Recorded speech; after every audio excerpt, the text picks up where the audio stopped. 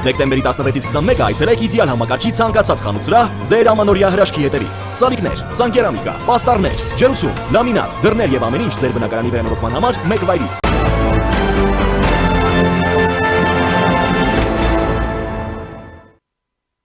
Դուք դիտում եք առաջին լրատվականը, բարև ձեզ, ես Սիրանուշ Պապյանն եմ, տաղավարում ինձ հետ է Գերագույն խորհրդի նախկին պատգամավոր Ազատ Արշակյանը։ Պարոն Արշակյան, բարև ձեզ, շնորհակալ եմ հրավերն ընդունելու համար։ Բարև ձեզ։ Պարոն Արշակյան, գայիս եք Էջմիածնից, երեք Էջմիածնում թեժր ամեն ինչ, Բաքվում էին հավաքվել եւ Գարեգին II կաթողիկոսի աջակիցները եւ նրա հեռացումը պահանջողները, գիտեք, 10 եպիսկոպոսները հավաքվել էին հանգստի կոչելու պահանջով, ուրեմն նամակ հանձնեցին քարտուղարություն եւ իսկ իր ուրեմն խոսքում կաթողիկոսը հորդորեց վերադառնալ կանոնական դաշտ, ինչ հանգուցալուծում եք տեսնում, ինչ հանգուցալուծում է սպասվում։ Դրանից առաջ էլ վարչապետն ասաց աջակցում է 10 եպիսկոպոսներին, բայց չի ուղղորդում։ Ընդդիմադիրների մի հատված, որ երեք մայրաթոռում էր, հայտարարում էին, որ հենց վարչապետի հրահանգով են այս 10 եպիսկոպոսները գործում, համեցեք։ Շնորհակալ եմ հարցի համար։ Եպիսկոպոսները գործում են ըստ իրենց խոր խղճի, իրենք պարտավոր են դա անելու ու այդ իմաստով մենք չենք միջամտի նրանց գործին, իրավունք չունենք, անկախ նրանից մենք ինչ պաշտոն ենք զբաղեցնում աշխարհիկ կյանքում։ Մենք որպես հետևորդներ հայ առաքելական Սուրբ Եկեղեցու հարգում ենք առաջնորդներին, ուրեմն նրանք պետք է ասեն մեզ այդ բնագավառում մենք ինչ անենք, մենք նրանց չենք ասում։ Իսկ վարչապետի հորդորը կամ վարչապետի աջակցությունը պետք է լինի արդարադատության նախարարության միջոցով։ Վարչապետը որպես երկրի ղեկավար, կառավարության ղեկավար ունի գործիք։ Դրանք օրենքներն են եւ կրոնական կազմակերպությունների մասին օրենքը, որով հայ առաքելական Սուրբ Եկեղեցին գրանցվել է Հայաստանում որպես կրոնական կազմակերպություն։ Այսինքն եթե բան ունի վարչապետը ասելու, պետք է ասի արդարադատության նախարարին, արդարադատության նախարարն էլ պետք է շփվի կրոնական կազմակերպության ղեկավարության հետ, որպես վարչապետ, բայց որպես հետևորդ, որպես հայ քրիստոնյա, դա արդեն առանձին է։ Ուրեմն ես կարծում եմ, որ ճիշտը դա կլիներ, որ արդարադատության նախարարությունը հանդես գար կրոնական կազմակերպության հետ շփվեր ու թափանցիկ լիներ, ցանկալի է, որ թափանցիկ լինի, որ Հայաստանի Հանրապետության քաղաքացիները մի կողմից, մյուս կողմից էլ հետևորդները հայ առաքելական Սուրբ Եկեղեցու տեսնեին, թե պետություն եւ կրոնական կազմակերպություն շփումը, հարաբերությունները ինչ մակարդակ ունեն, ինչի մասին է խոսքը։ Այստեղ պետք է ավելացնենք, որ հայ առաքելական Սուրբ Եկեղեցու միայն կրոնական կազմակերպություն չի, առնվազն 500 տարի կամ գուցե ավել հայ առաքելական Սուրբ Եկեղեցին ներկայացրել է հայությունը աշխարհում։ Աշխարհը երբ որ ուզեցել է շփվել հայության հետ, միակ լեգիտիմ ինստիտուտը եղել է հայ առաքելական Սուրբ Եկեղեցին։ Բայց հիմա կյանքը փոխվել է, արդեն 35 տարի է։ Հայ առաքելական Սուրբ Եկեղեցին չի ներկայացնում հայությունը, ամենայնը չի, կա Հայաստանի Հանրապետություն, որպես հայկական պետություն։ Դա լուրջ իրադարձություն է, լուրջ փոփոխություն է բերել մեր կյանքում, հայության կյանքում դա շատ լուրջ բան է, հայկական պետության գոյությունը արդեն փոխել է հայ առաքելական Սուրբ Եկեղեցու կարգավիճակը, նա այլևս չի ներկայացնում հայությունը, ամբողջ հայությունը չի ներկայացնում առնվազն, կա հայկական պետություն իր իշխանությունով, իր բնակչությունով։ Պարոն Արշակյան, Հիմա մենք ունենք մի իրավիճակ, երբ 3 կաթողիկոսը ժամերգությունից հետո, այսպես այդ ընթացքում 10-15 րոպե անդրադարձավ ստեղծված իրավիճակին, նաև փաստորեն հորդորեց նույն այդ 10 եպիսկոպոսներին վերադառնալ կանոնական կյանք, ինչ այս այնուամենայնիվ նրանք էլ անդրդվելի են մնում, ստեղծված ճգնաժամը որքանով կհաղթահարվի եկեղեցու ներսում, որքանով կհաղթահարվի շատ արագ։ Ի վերջո կարծիքներ կային, որ 3 իշխանության պարտությունն էր սա այն ինչ տեղի ունեցավ, հա։ Եվ գիտեք, նույն այդ պատարագի ժամերգության ընթացքում հնչում էր եւ հեռացիր, եւ կաթողիկոս, այսինքն եւ աջակիցների սա ուրեմն շատերի գնահատմամբ իսկապես ողբերգություն է եւ մայրաթառում նման ուրեմն կոչեր են հնչում։ Հանգուցալուծումը մոտ է, թե իրավիճակը ավելի խճճվեց երեկվանից հետո։ Չէ, մոտեցավ։ Նախ եւ առաջ լուստրացիա եղավ։ Մենք հասկացանք, ով ինչ է իրենից ներկայացնում։ Այսինքն մենք տեսանք, որ կան Հայաստանի Հանրապետությունում կան քաղաքացիներ եւ քաղաքական կազմակերպություններ, որ խոչընդոտում են կրոնական կազմակերպության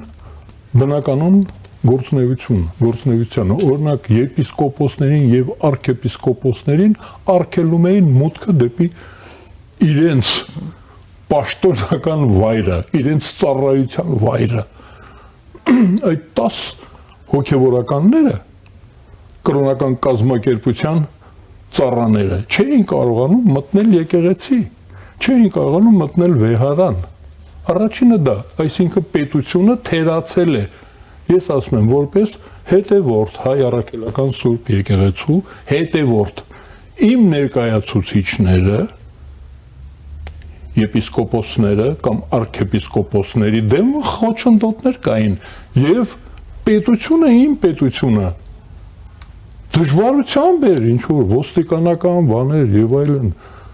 Դա ինչ բան է, ով էր, դրանք ովքեր էին այդ 2500 կամ 200,000-ը, ովքեր էին, որ չէին թողնում իմ հոգևոր առաջնորդներին մուտք գործել իրենց ծառայության վայրը, աշխատավայրը չէին թողնում։ Ու հիմա ես առավոտը նայեցի, դատախազություն, բան, սանկցիաներ չկան։ Ոնց թե, ոնց չեք թողնում արքեպիսկոպոսը մտնի եկեղեցի։ Ես զարմացած եմ, ճիշտ ասած, անդադ ես պնդում եմ, որ հայկական պետությունում կան օրենքներ կրոնական կազմակերպությունների մասին եւ կա իշխանություն, որ պետք է ապահովի հավատացյալների իրավունքները։ Ես տեսա, որ մեր իրավունքները ոտնահարվել են 10 հոգեվորական թեկնապահներով էին մտել, ոնց է, նրանք ազատ պետք է լինեն, ամենտեղ պետք է գնան։ Բայց դա չի խոսում անառողջ մթնոլորտի մասին։ Չէ, ոչ մի անառողջ, միշտ էլ եղել են անարխիստներ, միշտ էլ եղել է ամբոխ։ Օգտակար իդիոտները ամենտեղ էլ կան, այ բացառիկ 3 առաջ օրը Աթենքում անարխիստները գրոհում էին Պակիստանի հավատացյալների, մահմեդականների վրա։ Աթենքում, դեմոկրատիայի հայրենիքում, ամենտեղ էլ կա, Ամերիկայի Միացյալ Նահանգներում, Ֆրանսիայում, ամենտեղ էլ կա, մեր մոտ էլ կա, բայց այնտեղ գործում են Այսինքն օգտակար իդիոտներ կային 3 մայրաթոռում։ Դրանք մի մասը ոչ են հասկանում ինչի մասին է խոսքը, նրանք գործիք են, ներգրավված են, այսինքն ինչին եք դուք դեմ, դուք կողմ եք, որ եկեղեցին դառնա քաղաքական կուսակցություն, խցկվել,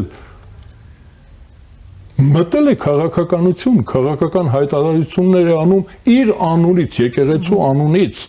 ոչ թե որպես քաղաքացի։ Որպես քաղաքացի չէ, մեկը կա, որ ընդհանրապես Հայաստանի քաղաքացի չի։ Բայց Հայաստանում իշխանափոխություն է ուզում բոլոր միջոցներով ձեռքի տակ եղած, ձեռքի տակ ինչ որ լինի, դրանով ինքը ուզում է իշխանափոխություն անել։ Դե 3 տեսակ այնտեղ քաղաքական ուժերից ովքեր մասին եմ ասում։ Բայց 3 տեսակ նաև քաղաքական ուժերի ներկայացուցիչներ, որոնք եկել էին աջակցելու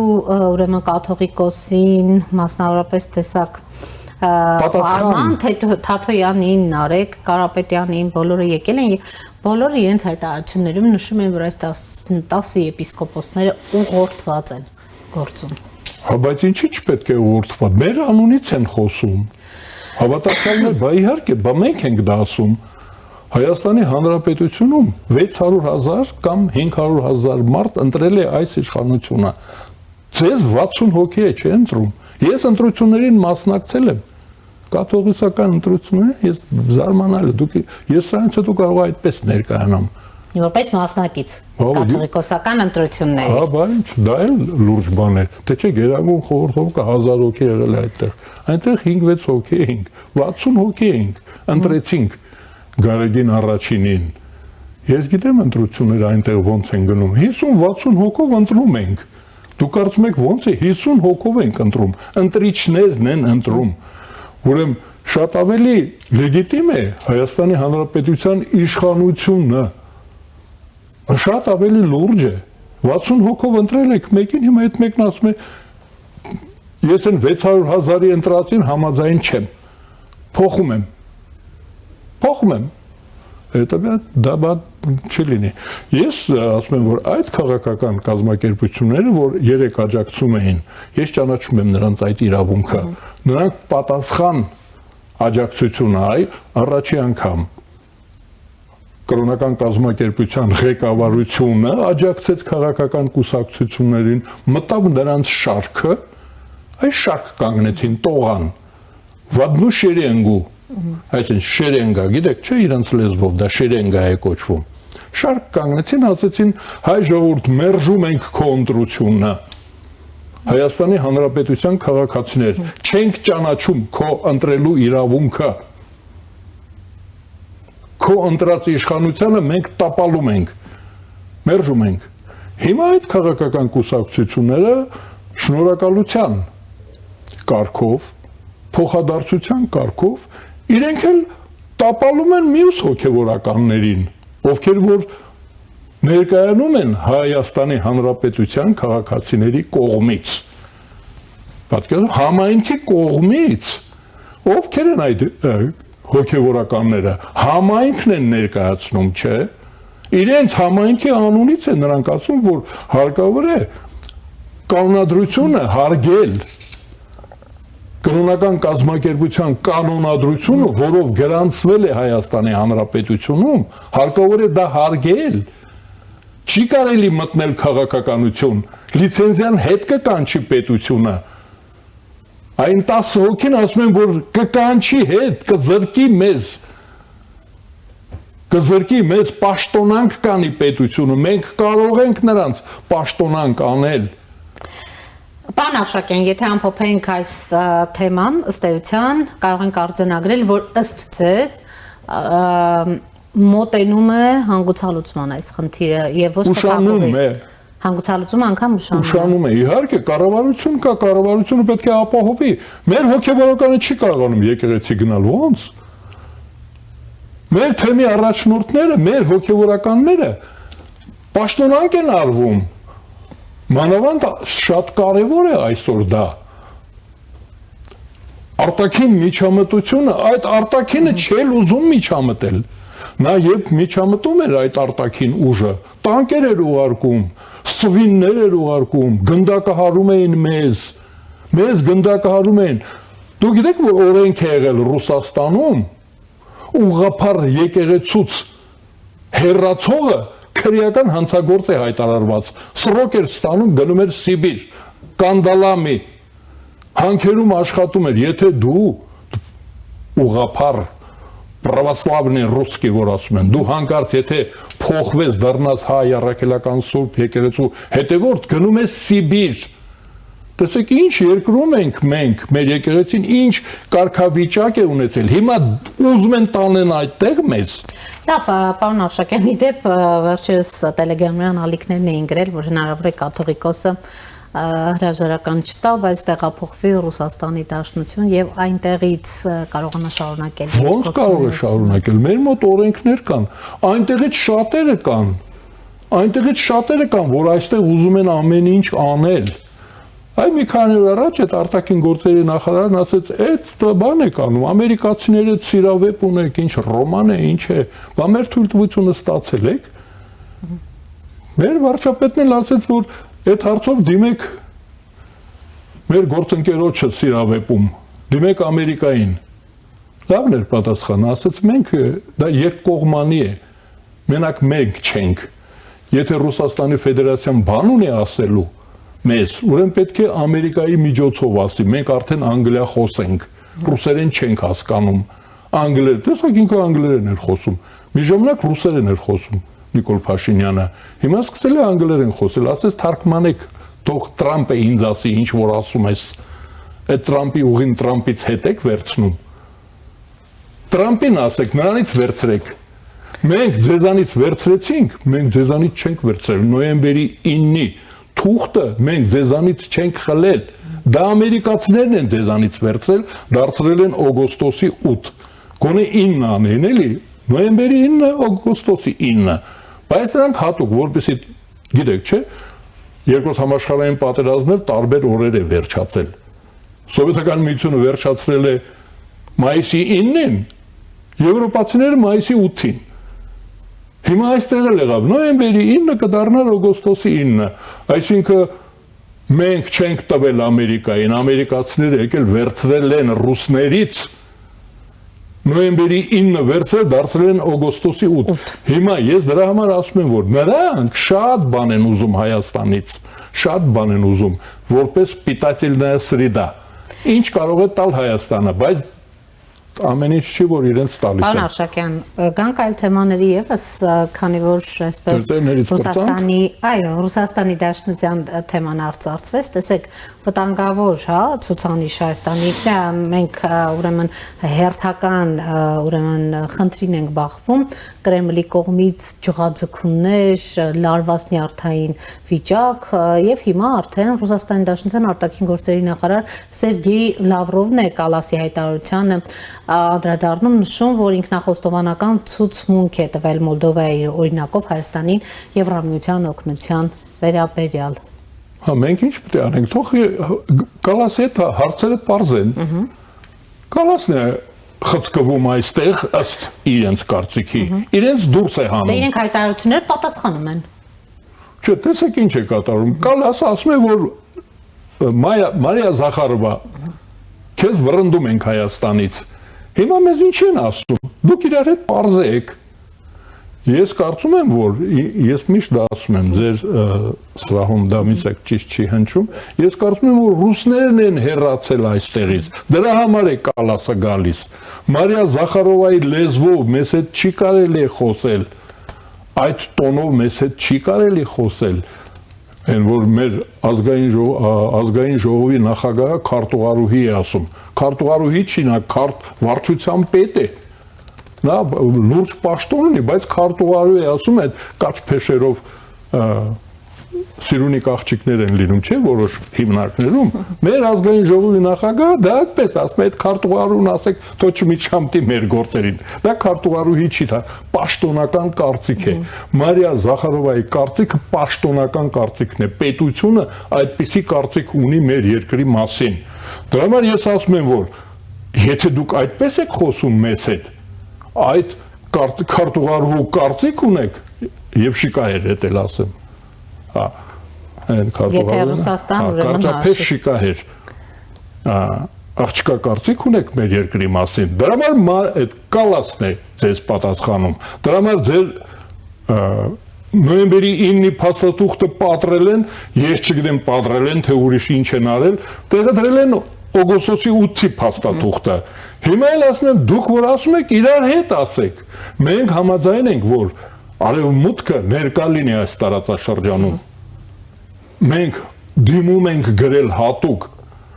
60,000, դու գիտեք այդ եռյակին, կրկնեմ եռյակին, որովհետև մերոնք հիմա այդ տերտերների բանով են հիմա հոգսը, բայց բոլորը գիտեն կարծում։ Բոլորը գիտեն, 3 կուսակցություն եւ աջակիցները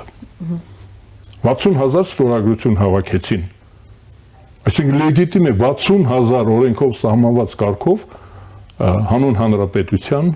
եվրոպական կուսակցությունը եւ հանրապետություն կուսակցությունը աջակիցների հետ։ Ես պայմանականորեն Հովսեփ Խուրշուդյանին եմ ասում։ Մեր կողմից, ոչ կուսակցական։ Անկուսակցականներս իդեմս Հովսեփ Խուրշուդյանի եւ կուսակցականները օրենքով անհրաժեշտ պահանջված անհրաժեշտ ստորագրությունները հավաքեցինք քաղաքացիներից, դիմեցինք իշխանությանը, ասեցինք մենք ուզում ենք դուրս գալ Եվրասիական միությունից, Մաքսային միությունից, ՕԴԿԲ-ից, Ոսկե Հորդայից, SSR-ից, Ռոմանովների, Գոլշտեյների իմպերիայից դուրս գալ Եվրոպա։ Մենք պարտադրեցինք իշխանությանը, ընդունեցին։ Օրենք ընդունեցին եւ այդ օրենքը տարան ներկայացրեցին եվրոպացիներին, ասեցին դուք ասում եք եկեք, չէ, դարպասները բաց են, մենք ձեզ սպասում ենք, դեկոդեր ունենք եւ այլն։ Գնացել ենք, հիմա մենք ուզում եմ ասել, որ ովքեր որ ուզում են լսել Մարիա Զախարովային, նրանք պետք է առնվազն 60 եւ պլյուս մի քանի ձայն ստորագրություն հավաքեն, չեղյալ համարեն մեր ստորագրությունը։ Տեսեք, պարոն Արշակյան, երբ նշում եք մենք, իշխանությանն էլ եք ըստ էության մենքի մեջ մտցնում, ինչ եմ դա ասում, երբ ասում եք մենք դեմ եղանք հավաքական անվտանգության պայմանագրի կազմակերպության, ուրեմն Հայաստանի անդամակցության եւ այլն, տեսեք, նորից խոսել է գլխավոր քարտուղար Իմանգալի Տասմագամբետովը եւ ասում է, որ Հայաստանը եղել է մնում է հավաքական անվտանգության պայմանագրի կազմակերպության դաշնակիցը եւ հուսով են, որ Հայաստանը տեսանելի հեռանկարում կվերադառնա ՀԱՊԿ-ին, արդեն ՀԱՊԿ լիարժեք մասնակցությամբ։ Տեսեք, ինչ մենք ասում ենք անդառնալի է, վերադարձ չի լինի, սառեցված են մնում, Ռուսաստանն շատ մեծ հույս ու ուրեմն ցանկություն ունի Հայաստանին այնտեղ տեսնելու եւ իրատեսական է համարում դա։ Գիտեք, հենց որ այդպես հայտարարում են Ռեմբրանդտի կտավը կա անառակ որդու վերադարձը։ Դուք մեզ անառակ եք հայտարարում։ Հերիք չի որ մեզ լքել եք, դասալիք եք եղել, դավաճանել եք։ Հիմա բան եք կպցնում անառակ որդին թող վերադառնա, հա։ Դա է ստացվում։ Կրկնակի վատ բան է դա։ Դուք վերադարձեք, գնացեք ազատագրեք։ Ձեր լքած տարածքները գնացեք հետ վերցրեք։ Արցախը հետ բերեք, Ղարսը հետ բերեք։ Անառակը դուք եք։ Դավաճանը եւ դասալիքը դուք եք, որ Ղարսը լքեցիք, գնացեք։ Վանը Էրզրումը լքեցիք, գնացեք։ Նախիջևանը լքել գնացել եք անառակներ, վերադարձեք։ Մենք ենք նահապետը։ Ես զարմանում եմ, որ դրանց մեջ կան, մի քանիսը կան, ռուսների մեջ կան, որ հասկանում են եւ ուրիշ լեզվով են խոսում մեզ հետ, հարգանքով, գործընկերության լեզվով։ Ես նորից եմ կրկնում, եթե ռուսներն ուզում են ունենալ այստեղ իրենց եկեղեցու ֆիլիալը, մասնաճյուղը, ուրեմն պետք է տանկեր ուղարկեն։ Տանկեր պետք է ուղարկեն։ Առանց տանկերի նրանք չեն կարող Հայաստանը գրավել։ Այդ խաչով, բանով, աղոթքով նրանք չեն կարող Հայաստանի ինքնիշխանությունը հետ վերցնել։ Նրանք չեն կարող այդ ուժերը, այդ դրա համար ասում եմ, վերևից նկարը կա, ես նայեցի, դուք այդքան եք։ Դուք հենց դա եք, այդ ինչ աղմուկ եք անում, սուսը պուս հեռացեք նստեք ձեր տեղը օրենքի ուժով, թող Հայաստանի արդարադատության նախարարությունը կազմակերպի, ընդեղ լուրջ կեղծիքներ կան, ինձ գիտեք չի հետաքրքրում նրանց անձնական կյանքը։ Դուք ավելի շատ թափանցիկության վրա եք շեշտը դնում, որ եկեղեցին էլ պիտի եւ այդ լուստրացիան անցնի, եւ վեթինգը անցնի, եւ ի վերջո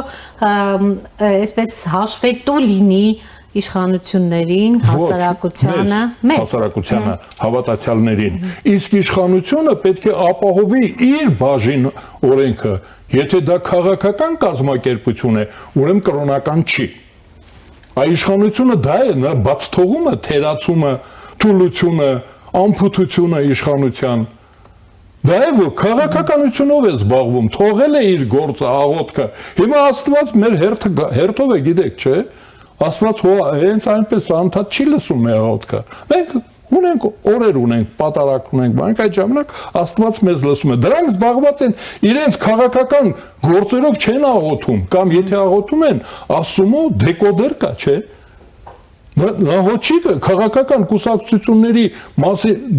աղոթքը առանձին բաժնում է, հատուկ վարչություն կա, որտեղ քաղաքական գործիչները աղոթում են։ Հիմա բայց մեր կրոնական կազմակերպությունը գրանցված է որպես կրոնական կազմակերպություն։ Այդ ժամանակ աղոթքը չի ասում, թե դրա համար էլ ջուրը կտրտում են մեր, հոսանքը անջատվում է։ Էլի բաներ, այդ ձմեռը բայց ձուն չի գալիս, որտեղ չեն աղոթում մեր հոգևորականները, չեն խնդրում, որ ձուն գա, Աստված չխախտի կարգը սեզոնային։ Ես ասում եմ, որ մեր իշխանությունը դա պետք է անի, գնացեք աղոթեք, քաղաքականությունով հենց զբաղվում են մարդիկ։ Մարդիկ զբաղվում են քաղաքականությունով, կողմ, դեմ,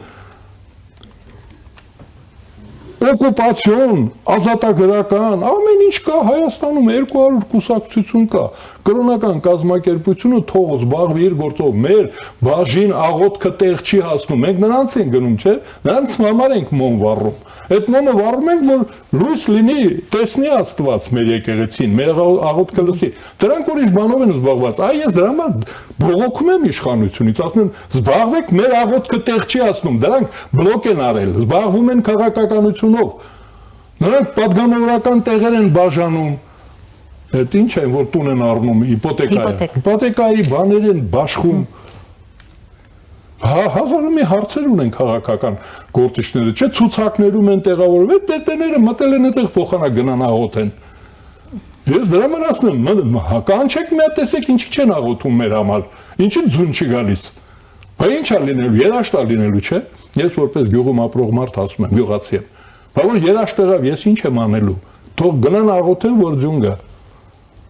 Կոգնի աղոթքը։ Դե իշխանությունը պետք է հետևի։ Ամեն անգամ Հոսեյվանը չի դատարկել, թող գնան աղոթեն, որ ձուն գա։ Կանչի ասի, որ դուք ձեր գործով չեք զբաղվում։ Մենք ունենք քաղաքական կուսակցություններ, ազգային ժողովում ներկայացված են, այսինքն անկախությանը դեմ, անկախությանը կողմ, Եվրոմիությանը դեմ, Եվրոմիությանը կողմ, կուսակցություններ ունեք, դուք գնացեք ձեր գործն արեք, եթե դուք չեք ուզում դա անել, ուրեմն հայտարարեք, որ դուք քաղաքական կուսակցություն եք, վերագրանցվեք որպես քաղաքական կուսակցություն, ու էլ մի աղոթեք, գնացեք դեկլարացիաներ, ուղերձներ, հուշագրեր, ստորագրեք, ինչ են անում քաղաքական, մեր ձևով, դուք եք ձեր ձևով, այսեք թող լինի ձեր ձևով, քաղաքական կուսակցություն ձեր ձևով, արդարացան նախարարության թերացումներն են դրանք, դրանց հետ գործ չունեմ, չէ ես, հանգարտ չկանչեն ասեն մերժել ենք, դուք իմացաք, որ գործում ինչ եղավ, Սամվել Կարապետյանը, պարզություն դատավորիչ զարմիկն է, փող կապակցված ինքնաբացարկ է տվել, ազնիվ մարդ է, ինքնաբացարկ, դե հիմա չէր կարող իր զարմիկի դատը շահը չպաշտպաներ, բայց նաև գիտեր, որ կբռնենք, ես ասում եմ, դա անպայման Ղարաքիլիսայից կլինի այդ դատավորը, թե Սամվել Կարապետյանը տան ինձ Ստեփանավանում դատի տա։ Դա ուրեմն բարեկամուներ մարդ հրաժարական է տվել։ Նորից մնաց հետաձգվեց 6 միլիոն դրամը։ Չէ սպասվում ձեզ։ 6 միլիոն դրամը չտվեցի նոր տարուց առաջ։ Բայց չունեք, ունեք։ Չէ որտեղից։ Տվել ա որ ստանա։ Ես անդեմ հակնդեմ հարցով կդիմեմ 6 միլիոն դոլար այրանցը թե ռուբլի։ Դոլարը ունեն, եվրո էլ ունեն, ֆունտ ստերլինգեր, այ ես կարող եմ հակնդեմով դիմեմ, ասում դու ինձանից 6 միլիոն դրամ ես ու 6000 ամսվա աշխատավարձ ես ուզում, ես 6 ամսվա քո շահույթը կուզեմ։ 6 ամսվա, դաժե 6 օրվա։ Տեսեք, պարոն Արշակյան, մեկ հարց ուզում եմ տալ շատ վտանգավոր մի միտումի մասին, որ տեսեք դուք անդադ խոսում եք, հիշատակում եք այդ 60,000 եւ ավելի ստորագրությունները, որ շատ արագ կյանքի կոչվեցին, բայց մի վտանգավոր ցուցանիշ հրապարակվեց, Հայաստանի քաղաքացիները հայտնվել են ռուսական անձնագիր ստացողների top 5-ում։ Պարադոքս չէ, երկիրը գտնվում է պատերազմական գործողությունների մեջ, ահռելի քանակությամբ քիչ առաջ հարցազրույց էինք անում Մոսկվա, եւ փաստաբանը նշում էր, որ ահռելի քանակությամբ հայեր մասնակցում են ռուսական կողմից ռուս-ուկրաինական պատերազմին ու մենք էլ այս իրավիճակում անգամ հայտնվում ենք top 5-ում։ Իհարկե որոշակի նվազում կա, բայց դա էլ պայմանավորված է նրանով, որ Ռուսաստանի Դաշնությունը իր միգրացիոն քաղաքականությունն է խստացրել։ Բայց այնուամենայնիվ մենք top 5-ում ենք հայտնվել Ուզբեկստանի, Ղրղստանի, Ղազախստանի կողքին։ Դա գիտեք ինչ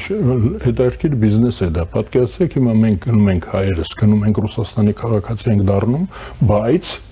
մնում ենք նաև Հայաստանի քաղաքացի,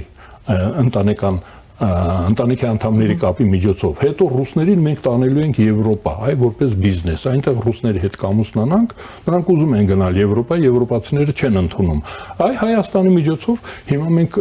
կոնտրաբանդա մաքսանենգություն ենք անում, գիտեք, եվրոպացիները մատների արանքից են նայում, այսպես, հա, վայ, տեսեք, ես այսպես շերտավոր եմ տեսնում, ուրեմն հիմա եվրոպացիները եւ ամերիկացիները մեր մաքսանենգությանը մատների արանքից են նայում, մաքսանենգության կուլտուրա մտավ մեր մոտ այս սանկցիաների պատճառով, հիմա մենք մարդկանց մաքսանենգություն ենք անելու առաջիկայում, այս սանկցիաները դեռ զինադադարից հետո են մնալու այնպես որ դա բիզնես է թող գնան ռուսներին կբերեն կտանեն Եվրոպա Ֆրանսիա մենք համ այնտեղ ունենք բարեկամներ համ այնտեղ սա լուրջ իսկ հիմա ավելի անլուրջ ասեմ